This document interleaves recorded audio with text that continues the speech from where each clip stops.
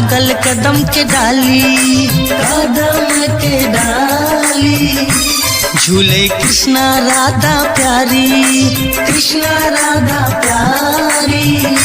झूला लागल कदम के डाली, झूले कृष्णा राधा प्यारी। राधे कृष्ण कहियो जय जय राधे कृष्ण। राधे कृष्ण कहियो जय जय राधे कृष्ण। झूला लागल कदम के डाली, कदम के डाली। झूले कृष्णा राधा प्यारी, कृष्णा राधा प्यारी। झूला लागल कदम के डाली, झूले कृष्णा राधा प्यारी। राधे कृष्ण कहियो जय जय राधे कृष्ण। राधे कृष्ण कहियो जय जय राधे कृष्ण।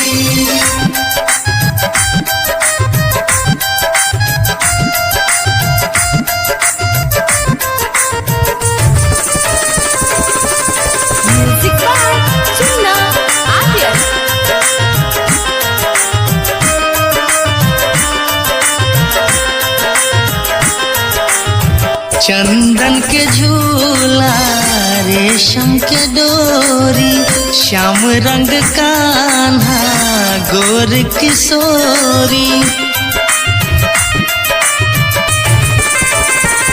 हाँ, चंदन के झूला, रेशम के डोरी, श्याम रंग कान्हा, गोर किशोरी। गोकुल नगरी में सगरो सोर, कृष्ण छे छलिया माखन चोर।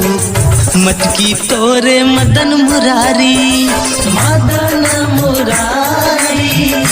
मटकी तोरे मदन मुरारी, गोपाला माधव मुरलीधारी।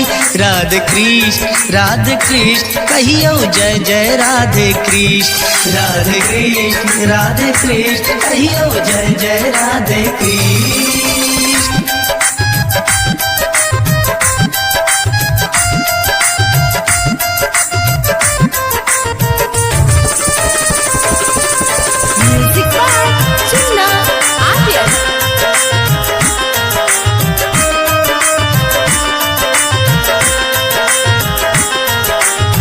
बाल सखा संग गैया चराबे, यमुना किनारे मोहन रास रचाबे। हाँ, बाल सखा संग गैया चराबे, यमुना किनारे मोहन रास रचाबे। मोर मयूर पंख मत शोभे चंदन, राइटर हरिश्चंद्र दिली करे छे वंदन। यशोदा लल्ला चक्रधारी, लल्ला चक्रधारी। यशोदा लल्ला चक्रधारी, बिहारी विष्णु के अवतारी। राधे कृष्ण कहियो जय जय राधे कृष्ण। राधे कृष्ण कहियो जय जय राधे कृष्ण।